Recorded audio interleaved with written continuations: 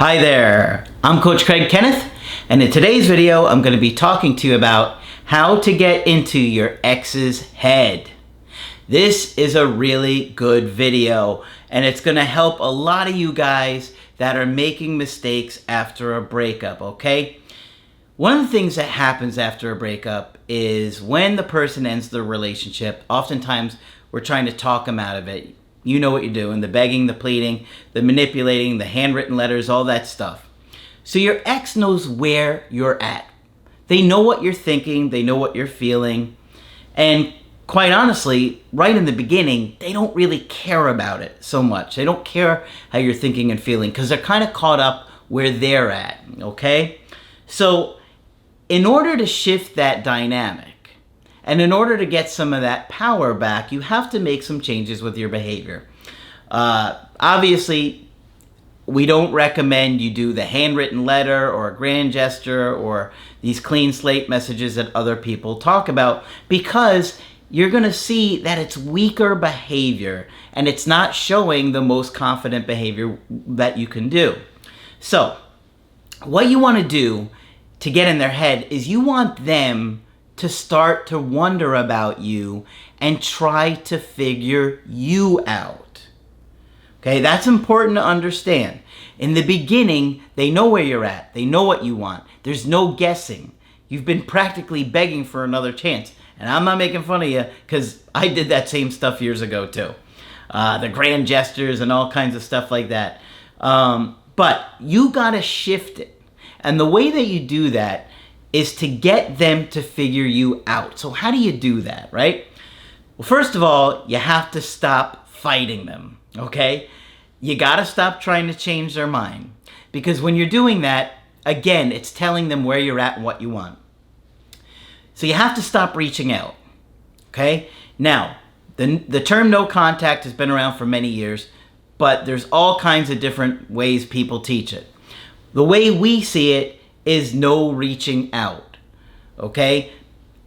When you say no contact, people get very confused. Do I ignore my ex if they message me, if they call me, if they, all these different things? You start to wonder, well, we don't believe in that. We believe in handling things like mature adults, because that's how you're going to repair an adult relationship, is acting like an adult, thinking things through, and trying to be reasonable and understanding and mature about things, right? So we don't want you to ignore your ex, unless, of course, they're doing like a lot of breadcrumbing or something like that. But that's not generally what happens, okay? So it's confusing, but look at it as no reaching out. That's the first thing you can do to get into your ex's head and get them to think about things, right? Because when you stop reaching out and you give them the breakup, now they don't know where you're at anymore, okay? Now in the beginning they feel, okay, it's a relief, they got it over with, they weren't feeling as strong of a connection to you or as attracted to you, that energetic feeling we have like magnets, right? And so they weren't feeling that, and that happens, especially when you do unattractive behaviors in a relationship and insecure behaviors, which is why we're always trying to teach you about attachment styles and how to improve your mental health and how to improve your attachment issues, right? So in the beginning, at first, they're not feeling as attracted to you, and you're likely trying to sell yourself on them. We do that all the time. We're like used car salesmen trying to talk somebody into buying us, right? And they kind of expect you to do the begging and the chasing and the fighting with them. And, it's overwhelming for them, right? Because they're kind of caught up in how they feel about it. And so they can't really get into how you're feeling about it. And you're so caught up in how you feel, you can't understand how they feel. So they're kind of focused on themselves, getting the breakup done with, doing what they have to do, and just kind of feeling like relieved, okay? They got that relief, and they kind of are like, okay, I'm done, it's over. And the more you try and press them, the more they're going to get turned off by your behavior. So once they've done what they needed to do, and some time goes by, that relief feeling that they've had often starts to fade away. Why? because human beings feel safe when we're connected to other people.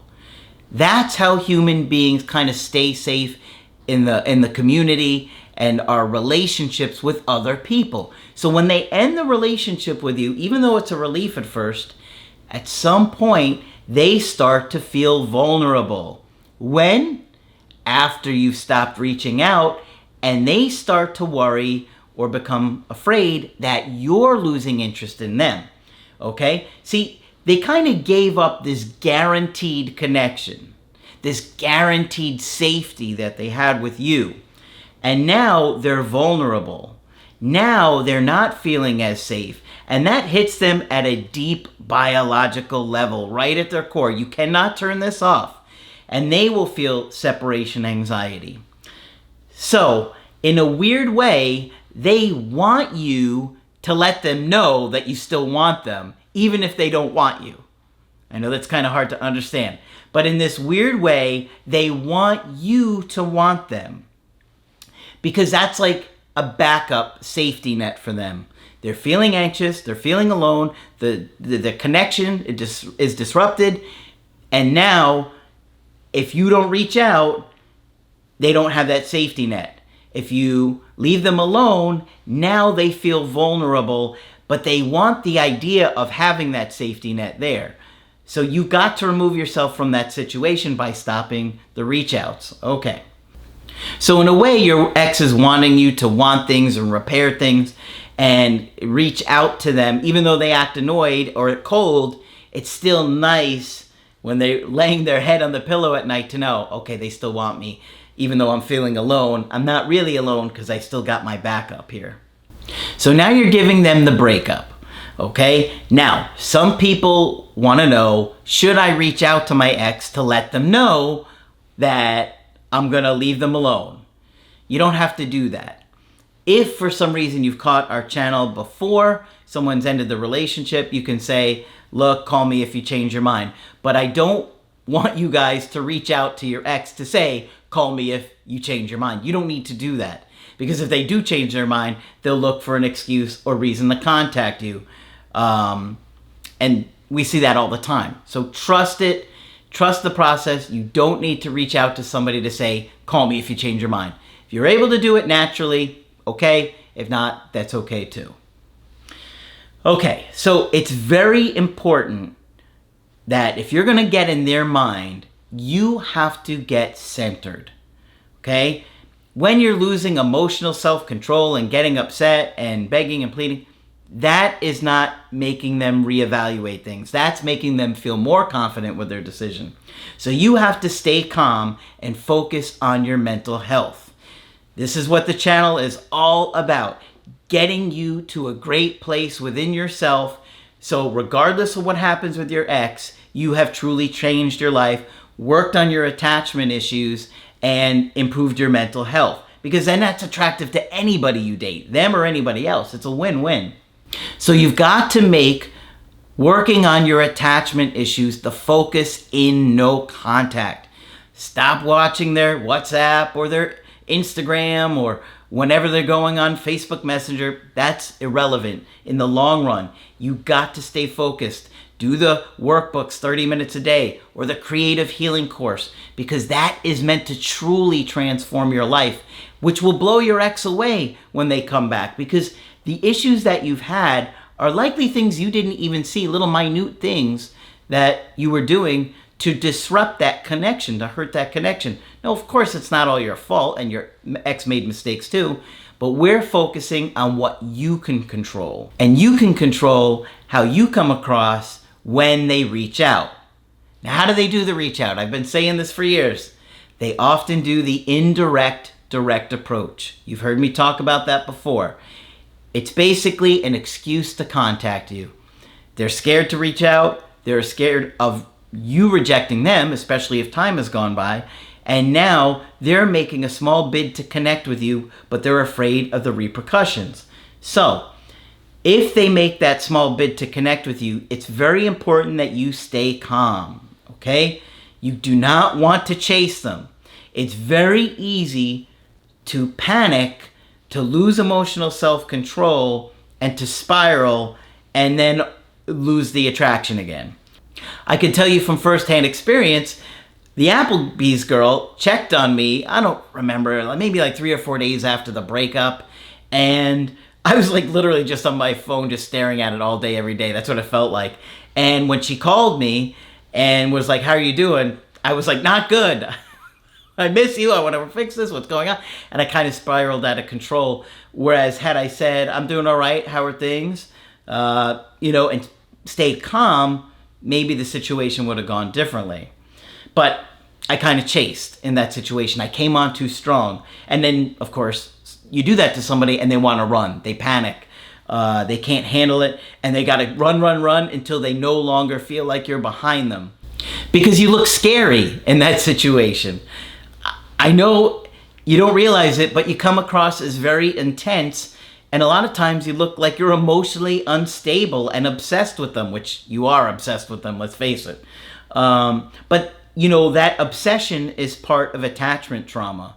And a lot of times the obsessing that you're doing now after the breakup is likely how you felt in your childhood when you were being ignored or neglected or abandoned back then.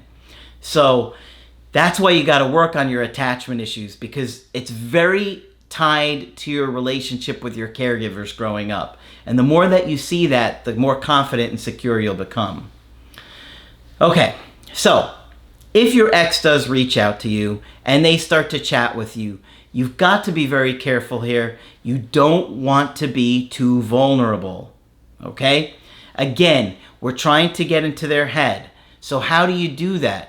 By not giving them all the information. If you give them all the information, I want you back, I want to repair this, come on too strong, again, they have all their information, they've got their safety net, and they usually go on their way. So you don't want them to know that they still have you. This is important. Now, we don't like to play games, but you have to see it strategically. In a breakup, it's different than when you're in a committed relationship, right? In a breakup, you've got to play your cards closer to your chest, okay? And you're only going to get in their head if you don't give them too much information and they're wondering, they're thinking, have they lost interest in me? Are they moving on? When you're in this vulnerable place and they've ended the relationship, they are not entitled to how you're doing anymore. I know you feel like, I want to tell them, I feel that strong connection with them, but they're not entitled to that anymore. And you have to look out for yourself and protect yourself first, so you don't allow them to maybe deceive you or manipulate you or breadcrumb you. So you got to protect yourself here. And you want them to work to get you back. If somebody's hurt you, you shouldn't be so eager to be trusting and vulnerable with them again. Now, every situation is so different. Maybe you were neglectful of your partner for years and that's why they finally left. That's obviously very different than a lot of different situations. But many of you are in a situation where your partner left the relationship for whatever reason and now you're feeling hurt and vulnerable, and you got to be careful about trusting them again. Don't just let them come into your life, think that they can get you back, and then you're completely left vulnerable and helpless, because it's going to hurt if they walk away again. You want them to work to get you back. And you really want to display confidence. Again, this is the stuff we teach in the Creative Healing course and the workbooks, about truly becoming secure and confident with the people that you're the craziest about, with the people that you're really attached to. Because if you don't work on these issues, they're gonna come out with the people that you're the most excited about and the most that you're attached to. And those will be the people that get turned off quickly and lose interest. So you wanna make them work for this. You want them to put an effort in. It's on both of you to repair this connection, this relationship. It's on both parties to fix this together. You don't wanna make it so easy for them that you're just constantly sending them messages or eager or desperate to talk about things and fix it. It's not attractive and it's not going to help your case. So don't rush. Take your time. It's going to be a lot more likely to work out if you both take your time and really look at what happened. Why didn't this relationship work? You've got to really figure that out. Okay, it's not going to magically fix itself. If it was that simple, you wouldn't have had a breakup to begin with. But you want to show value, that you respect yourself, that you love yourself, and that if somebody ends the relationship with you, you're going to respect yourself enough to take a look at things, to reevaluate, and see if it would be healthy for you to get back into the situation. Okay? Many of you guys get so caught up in, I want to show my ex I've changed 3 weeks after the breakup. No, you haven't changed. Maybe you're aware of the issues, but that doesn't mean you're ready to implement them on a daily, consistent basis, which is what you need to do to reattract somebody. Okay? So take your time. That will make your ex wonder. If the process is easy, they aren't going to wonder about things, okay? Because they have their answer. But if it's a slow process where you're both taking your time, it's going to be a lot more unpredictable. It's going to be a lot more likely that they're constantly wondering and thinking about what you're feeling and what you're wanting as well. Because at the end of the day, this is really about two people coming together to form a connection that's healthy and loving for both of you. Okay? This isn't about an object you're trying to own. And if you're stuck in that state, you better grow up and get through it, because that's not what a loving, healthy relationship looks like. It's about both people finding happiness in the connection and trying to understand each other's needs and navigate the attachment styles that we have, because it's likely you're going to find somebody with the opposite attachment style and the opposite needs of you. But you've got to really understand that. And the more you focus on learning about your own attachment issues and your own needs and understanding your ex's needs or your partner's needs, the easier it's going to be to understand them and to have a great connection with them. All right? So, hopefully this has been helpful to you guys. Of course, if you want to get my help personally, you can do that on my website, askcraig.net. I do email coaching and I do Skype. But that's it for this video. I'm Coach Craig Kenneth, and I will talk with you soon.